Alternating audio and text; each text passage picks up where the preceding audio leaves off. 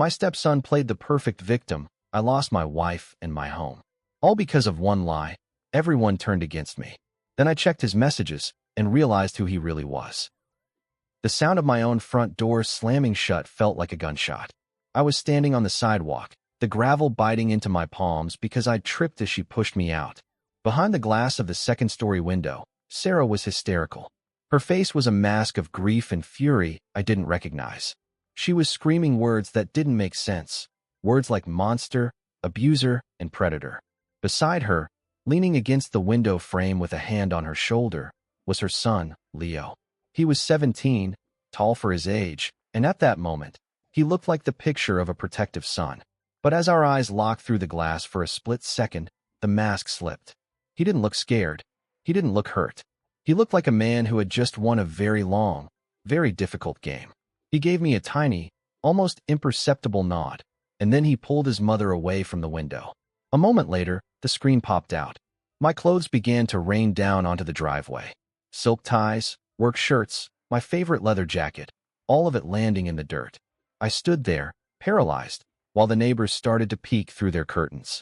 Just 6 hours ago, Sarah and I were planning our summer vacation over blueberry pancakes. Now, I was a homeless outcast in my own neighborhood. To understand how I ended up on that driveway, I have to go back to the beginning. I met Sarah 5 years ago. She was a widow, a soft-spoken woman who had spent 3 years grieving a husband who had been the center of her world. Leo was 12 then. He was a quiet kid, a bit withdrawn, but I expected that. I never wanted to replace his father. I told Sarah from the start that I just wanted to be a pillar for both of them. We married after a year of dating. I bought us a large, 4-bedroom house in a quiet suburb, a place with a big yard for Leo and a sunroom for Sarah. I paid for his private school, his soccer camps, and his high-end gaming PC. I thought we were a team. For the first 2 years, we actually were. But things changed when Leo turned 16. It started with the dripping of poison, small, subtle comments designed to erode Sarah's confidence in me. He would wait until I left the room, and then tell her how much he missed the way the house felt when his dad was alive. He would tell her that I looked at him with anger when she wasn't looking. I would walk into the kitchen, and the silence would be heavy. Sarah would be staring at me, her eyes searching for a version of me that didn't exist. When I asked what was wrong, she would just say that Leo was sensitive and that I needed to be softer with him. "I am being soft, Sarah," I would tell her. "I'm providing everything for him. I'm trying to talk to him. He just won't look at me." She would sigh and tell me I didn't understand the bond of a biological parent. That was the first crack in our foundation. By the time Leo was 17, he had mastered a terrifying skill. He became 2 different people. When Sarah was in the room, Leo was the perfect stepson. He'd ask me about my day, laugh at my jokes, and thank me for dinner. He was helpful and bright. But the moment the door clicked shut and Sarah was gone, the light went out of his eyes. He would sit across from me in total silence. If I asked him a question, he'd stare through me like I was a piece of furniture. It was psychological warfare. He wanted me to lose my temper. He wanted me to yell so that Sarah would hear it. But I didn't. I stayed calm. I stayed patient. And because I wouldn't break, he decided to build a different trap. The real trouble started with the car. All of Leo's friends were getting brand new SUVs for their 17th birthdays.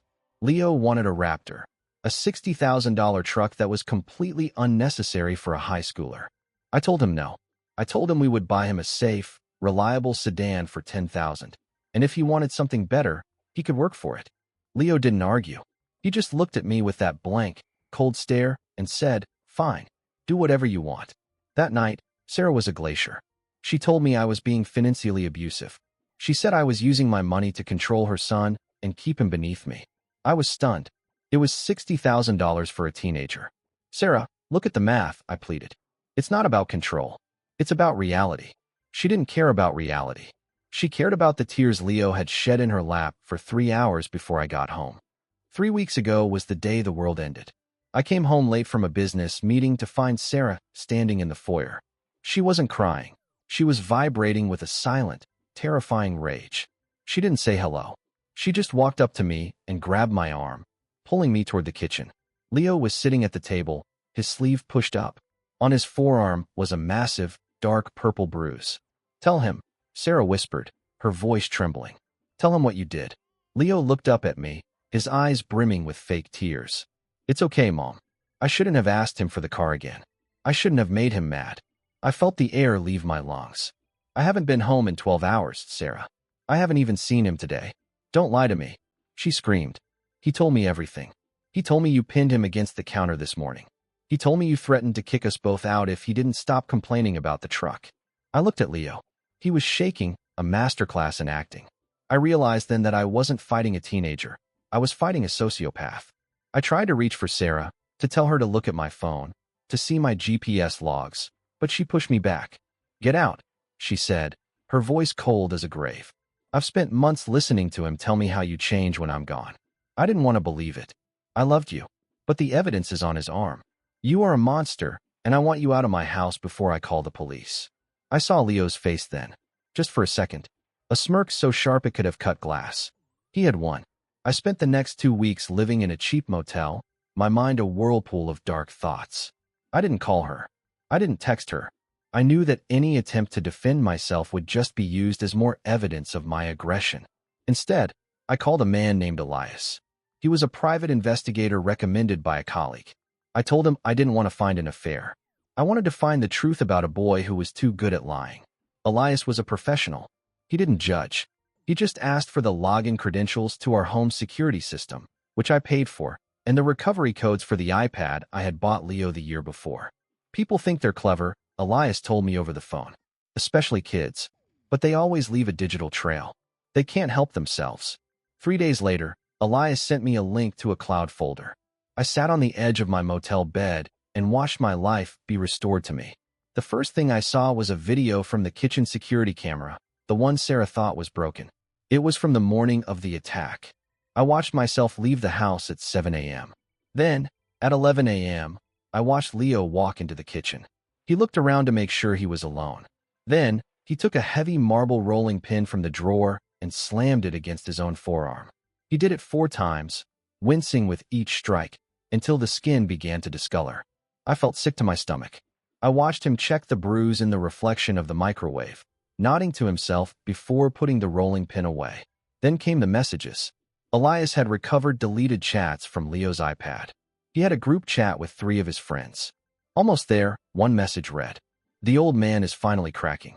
Mom believes everything I say. Once the divorce starts, she's going to sell the house, and we're moving to the city. I'm getting that Raptor with the settlement money." Another friend asked if he wasn't afraid of getting caught. Leo's response made my blood run cold. My mom is an idiot. She's so guilty about my dad dying that she'll never take his side over mine. I own her. I didn't send the video to Sarah. I didn't call her to gloat. I waited. I knew she would eventually reach out when the reality of her finances hit her. Sure enough, 3 weeks after she threw me out, I got a text. "Leo says he's willing to forgive you if you go to therapy and sign the house over to me as a gesture of peace. We can be a family again if you prove you've reflected on your violence." I stared at the screen. She wasn't even asking for the truth. She was negotiating my surrender. I replied with 4 words, "Meet me tomorrow, 3 p.m. We met at a small cafe near the edge of town. Sarah looked terrible. She was thin, her hair was unwashed, and she had a look of desperate righteousness. Leo was with her, of course. He sat down next to her, looking at me with a bored, condescending expression. "I'm glad you're ready to take responsibility," Sarah started, her voice shaking. "Leo has been having nightmares." I didn't let her finish. I slid a thick envelope across the table. "What is this?" she asked. "Your future," I said. She opened the envelope. On top were the divorce papers, already signed by me. Her face went pale. Underneath the papers were the printed transcripts of Leo's group chats. I watched her eyes move across the page. I watched her read the words, "My mom is an idiot." I watched her read the plan to sell the house I had worked 15 years to afford. Then, I pulled out my phone and placed it on the table. I hit play on the video of Leo and the rolling pin. The cafe was quiet, except for the sound of the marble hitting Leo's arm on the screen. Sarah's hand went to her mouth. She looked at the screen, then at Leo's arm, then back at the screen. Leo didn't even try to lie. When he saw the video, his face transformed. The scared teenager disappeared, replaced by a snarling, hateful young man. "You followed me?" He spat at me. "You're a freaking creep." "I didn't follow you, Leo," I said calmly. "I just checked the cameras in the house I pay for." Sarah was sobbing now, deep, guttural sounds of a woman who had realized she'd destroyed her life for a lie. She reached out to touch Leo's shoulder, but he barked at her to leave him alone. "Shut up, Mom," he snapped. "You're the one who fell for it. You're the one who's too weak to handle anything without a man around." Sarah looked like she had been slapped. She looked at me, her eyes begging for something. Forgiveness, a way back, a lie to make it all okay. "I'm sorry," she whispered. "I didn't know. I was just trying to protect my son." I stood up. I felt a strange sense of peace. The house was in my name, purchased before the marriage. My lawyer had already filed for an emergency eviction for anyone living there. "You weren't protecting your son, Sarah. You were indulging a monster because it was easier than trusting your husband. You threw me into the street without a single question. You let him hurt himself just to hurt me." "Please," she cried. "We have nowhere to go. My credit is ruined from the cards Leo maxed out." "You have 30 days, I said. "After that, the locks are being changed. You can move to the city, just like Leo wanted. But you'll be doing it on your own dime." I walked out of that cafe and never looked back. I heard Sarah screaming at Leo in the parking lot, and I heard him laughing at her, telling her how stupid she was. A month later, the house was empty. They had moved into a cramped, 2-bedroom apartment in a bad part of town. Without my income, Sarah had to take 2 jobs. Leo, from what I heard, dropped out of school and was eventually arrested for shoplifting. They friends he wanted to move to the city for? They stopped talking to him the moment the money ran out. Sometimes, I sit in my quiet house and look at the sunroom Sarah loved so much. I think about the man I used to be, the one who thought love was enough to build a family. I'm older now, and I'm lonelier, but I'm free. I learned that trust isn't a gift you give to people just because you love them. Trust is something that must be guarded, and if someone is willing to believe the worst of you without a shred of proof, they never really loved you at all. They just loved the way you made their lives easier. Leo got his wish. He changed his life. He just didn't realize that when you burn everything down, you have to live in the ashes. Thanks for watching. Don't forget to subscribe to the channel so you don't miss out on new interesting stories.